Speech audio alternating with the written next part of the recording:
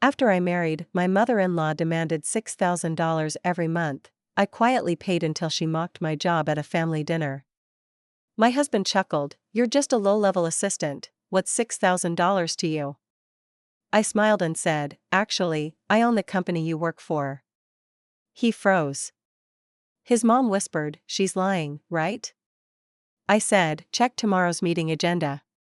Silence. I've always believed in staying quiet until it's necessary to speak.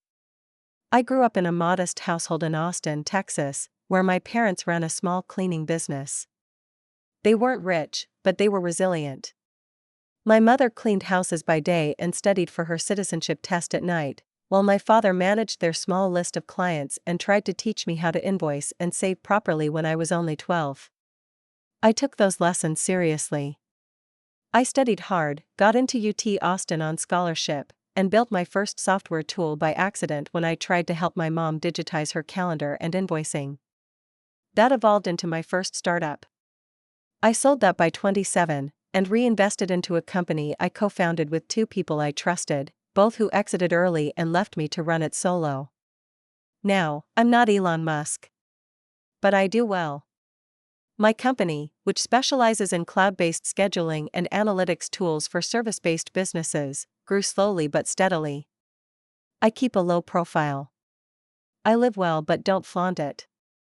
I've had experiences with men who became uncomfortable once they found out I was financially independent or, God forbid, more successful than them. So when I met Marcus at a tech conference in Chicago, I told him I worked in product development. Not untrue, I'm still hands-on. But I didn't share the full picture. Not because I was ashamed, but because I needed to know him first. Marcus was charismatic, easy to talk to, and had this grounded charm. He worked in logistics software.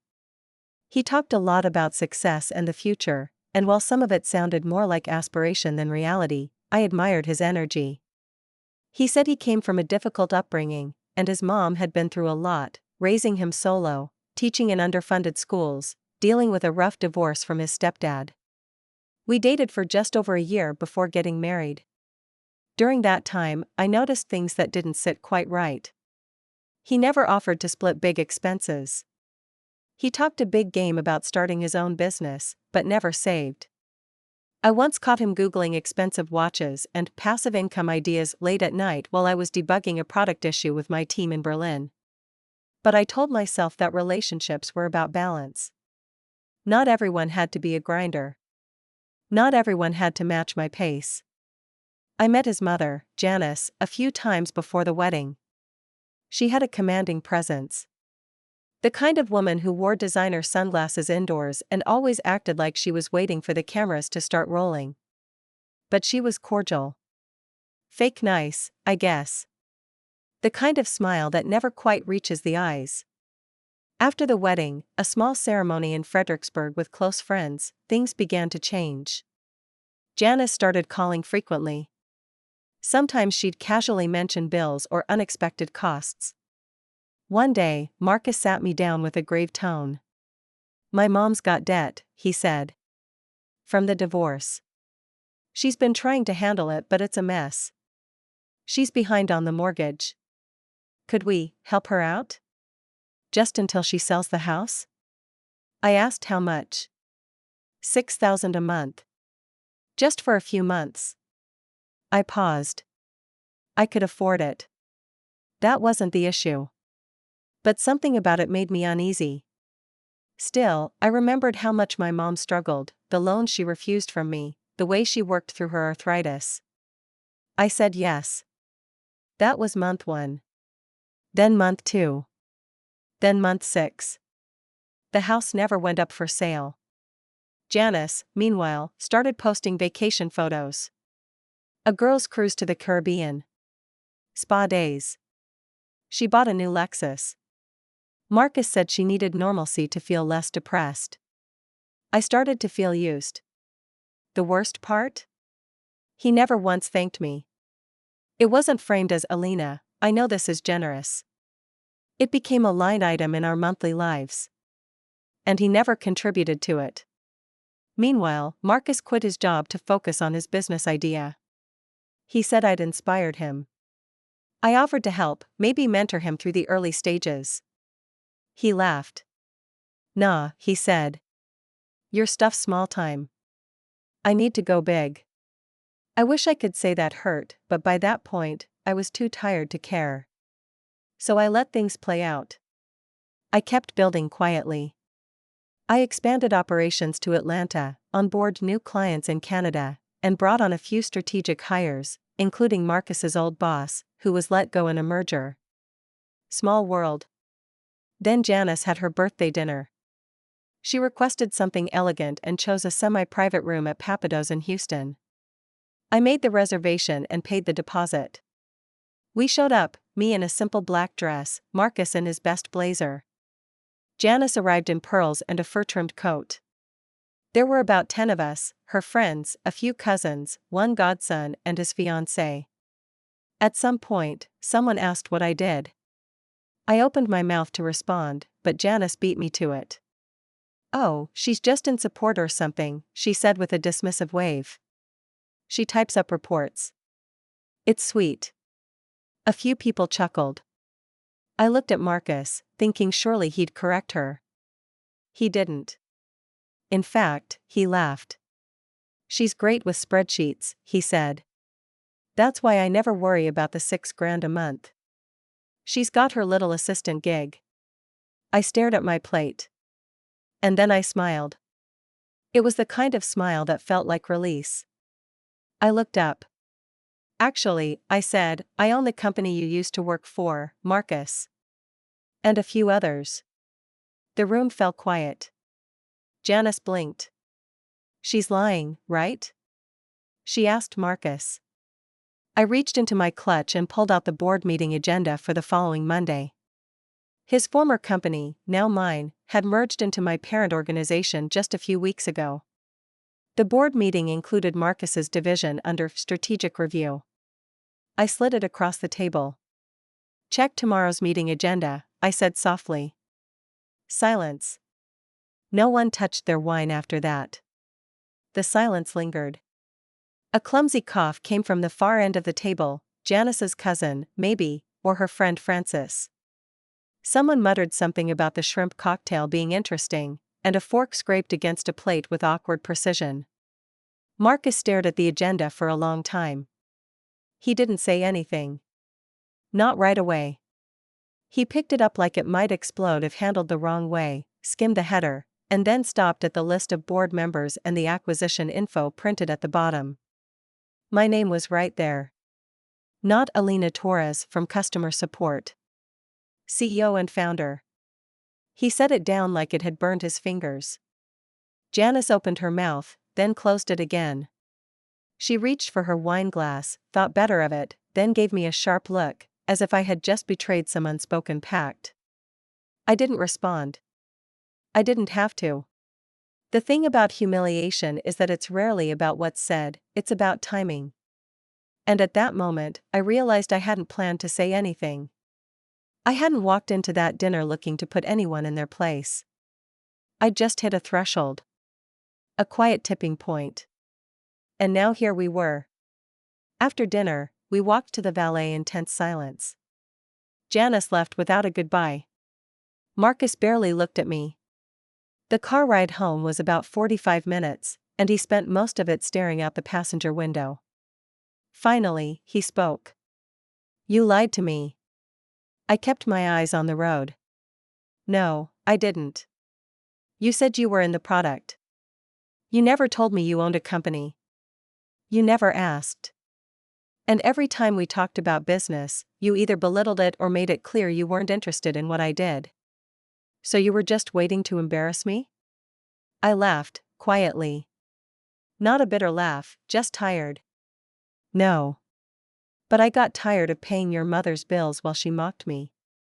I got tired of being treated like a walking ATM. He rubbed his forehead. You should have told me.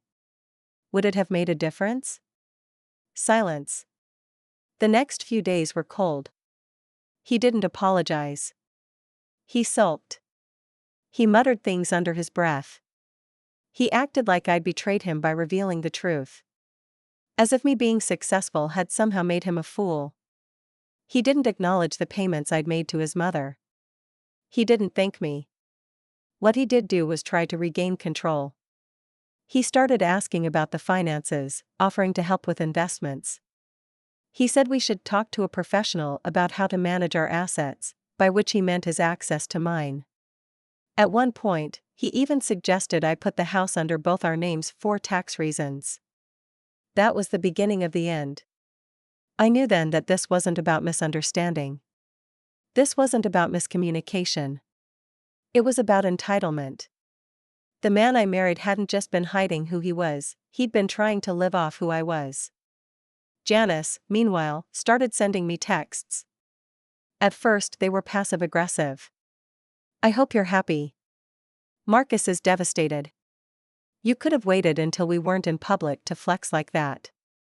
Then they turned hostile. You'll never understand family. You act like money is love. It's not. You're not a real woman. Real women support their men, not humiliate them. I didn't respond. Instead, I called my accountant and told him to remove Janice's monthly wire transfer. I didn't even send a notice. Let her figure it out. Marcus confronted me that evening. You cut off her support? I nodded. Yes. She's going to lose the house. She was never going to sell it. She lied. She's my mother. I'm not her daughter-in-law anymore. That stopped him. He knew. He knew it was over. Not just the money. The marriage. The illusion. All of it. But we didn't say it aloud. Not yet. Instead, we lived in cold silence for another week.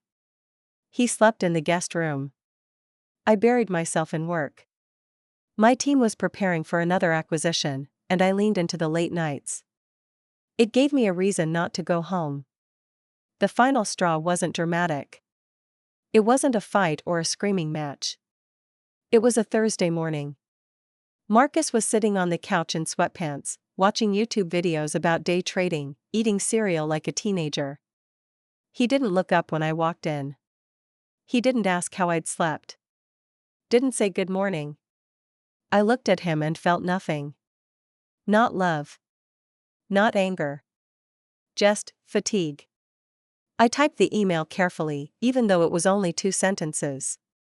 My lawyer, Dina, had handled the purchase of my second office space in Atlanta. Smart, meticulous, discreet. I trusted her. Hi Dina, I'd like to begin the process of filing for divorce. Can we talk this week? I didn't cry after sending it. I didn't feel triumphant either. It was more like exhaling after holding your breath for too long. A kind of quiet detachment that only comes when you've emotionally clocked out long before the paperwork begins. That night, Marcus must have sensed something had shifted. He came into the bedroom around 11 p.m., stood in the doorway for a few minutes, and said nothing. Just stood there. When I didn't acknowledge him, he cleared his throat. So that's it? I looked up from my laptop. What's it? You're just done? I closed the screen slowly. You were done a long time ago. You just didn't have the decency to say it. That's not fair. No, it's not, I said quietly. None of this has been fair. He ran a hand through his hair and leaned against the doorframe. I didn't marry you for your money. I know, I said. You married me because you thought I'd always need to prove myself to you. That I'd shrink to keep you feeling tall. That seemed to sting. He looked away, jaw tight. You were never interested in building something together, Marcus, I continued. You wanted to be taken care of, but you didn't want the responsibility that came with it. You didn't want to grow. You wanted to coast. He stared at me for a long time, then said, So you're just going to throw everything away because of some jokes at dinner? No. I'm walking away because that dinner was the most honest moment we've ever had. He didn't say anything else. He just turned and left the room, his footsteps soft down the hallway. In the days that followed, he alternated between icy silence and bursts of performative concern, making coffee for me in the morning, suggesting we reset things with a trip, and even calling my assistant to ask if he could take me to lunch. My assistant, Michelle, texted me after that, Marcus called the office asking about your calendar. Want me to block his number? Yes, please. Marcus wasn't used to not being in control. For most of our marriage, he'd gotten his way by avoiding confrontation until I relented. This time was different. When he realized I wasn't bluffing, the mask slipped completely. He accused me of betraying him. He said I was abandoning his mother, who was practically family. He even threatened to leak personal information about me online, claims he clearly didn't think through, since everything he knew about me was public or non-existent. Dina, thankfully, had seen worse. We moved quickly. She served him at home. He was still in his robe when the papers arrived. Janice blew up my phone. 32 text messages in one day. A few of my favorites: you think you're better than everyone just because you have money. Marcus told me how cold you are. You'll die alone. No wonder you don't have children. You'd be a terrible mother. And my personal favorite: I prayed for God to humble you. Maybe he already has. I didn't reply. I forwarded them to my lawyer. Marcus, meanwhile, began trying to negotiate. He didn't want a divorce, he said. He wanted space. He suggested a trial separation. He said maybe we could pause things and reassess in 6 months. But by then, I'd already started moving out assets, converting joint accounts into individual ones, and working with my team to update my will and estate plans. I wasn't angry. I wasn't bitter. I was done. People assume ending a marriage means fury, tears, broken plates. But sometimes, it's a quiet drift. One person slowly becomes invisible. The other finally stops pretending not to notice. I stayed in a hotel for a few weeks while I looked for a new place. Nothing fancy, just a long-stay suite with good lighting and decent room service. I slept better than I had in months. Marcus called once during that time. I didn't answer. He left a voicemail. Something about closure. I deleted it without listening. My company was in the middle of a big expansion, and I had other priorities. I hired a new CTO, closed a contract with a major Canadian firm, and launched an internal mentorship program for women in tech, something I'd been wanting to do for years. One night, I went to dinner alone in Austin, same street Marcus and I had our first date on. I sat by the window, ordered a glass of wine, and watched the cars go by. A couple next to me was arguing quietly, about something stupid, I think. Napkins or bills or someone forgetting to pick up a dry cleaning order. And all I could think was, I'm not in that anymore. I'm not performing peace in a relationship that was never mutual. I'm not shrinking. I'm not apologizing for my success. I'm not funding someone's lifestyle while they mock my worth. I didn't realize how heavy it had all become until I'd set it down. And I had no intention of picking it back up. About 2 months after the divorce papers were served, I officially moved into a sleek but modest condo overlooking Lady Bird Lake in Austin. Nothing ostentatious, just clean lines, big windows, and peace. I bought it in cash.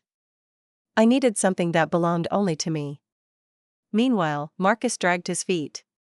He tried every delay tactic he could think of, contesting trivial terms, asking for a fair share, even trying to claim partial ownership of my company, despite never having worked a day there or having his name anywhere near a contract. Dina handled it all with clinical calm. We'll let the paperwork speak, she told me. And trust me, it speaks volumes. Turns out, Marcus had signed a prenup. A thorough one. Ironclad. Back when we were engaged, I had insisted on it, not out of mistrust, but because I'd worked too hard to let my life's work become a bargaining chip. He'd barely read it. Said he was all in and didn't need lawyers getting between us. Now, those words were saving me hundreds of thousands in potential losses. And Janice? She was calling everyone, her church friends, old neighbors, even the front desk at my office, trying to stir up drama. Claiming I ruined her son. That I was heartless. That I tricked Marcus into marrying me for status, which would have been funny if it weren't so delusional. My receptionist, Carla, told me, "That woman's called 3 times this week pretending to be your aunt. She doesn't even try to change her voice." I didn't block her. I didn't need to. Watching her scramble to keep the lifestyle she'd built off my money, without my money, was satisfaction enough. But the real revenge? That came during the shareholder retreat. Every year, I host a retreat for our top team members and a few board stakeholders. We pick a nice spot, sometimes Sedona, sometimes Napa. This year, we chose San Antonio. A quiet, upscale resort just outside the city with minimalist cabins and a gorgeous overlook. I made one big change that year. I invited a new speaker, James Trull. Marcus's former boss. Yes, that boss. The one I hired after Marcus quit, the one he used to brag about surpassing. James was sharp and driven but had been underutilized at his old job. With the resources I gave him, he flourished. In fact, he now headed an entire division that I had quietly restructured under our tech logistics branch, the very space Marcus claimed he'd dominate someday. During the retreat, I had James speak about agile transformation in legacy systems. The man crushed it. People clapped, asked questions, lined up to shake his hand. He stood under that high wood-beam ceiling in a crisp suit and talked about systems that Marcus used to complain about fixing. I never mentioned Marcus. No one did. But I knew that, through their circles, word would spread. Fast. Then came the final touch. About 2 weeks after the retreat, Marcus emailed me. Subject: Reconnecting Alina. I've been doing a lot of thinking. I know things ended badly between us, but I wanted to say I'm sorry. Maybe we could catch up sometime, no pressure. I'd just like to talk. Hope you're well. Marcus. I stared at the screen for a long time. Not out of indecision, but because I was smiling. I replied. Hi Marcus, thanks for your message. I'm doing very well. Things are extremely busy with the business. You might have seen James is heading our newest division. He's doing excellent work. I don't think a meeting would be a good idea, but I genuinely wish you the best. Also, please remind Janice that she left a pair of sunglasses in my car last year. I dropped them off at Goodwill. Take care, Alina. He never responded. And that was it. No yelling. No vindictive smears.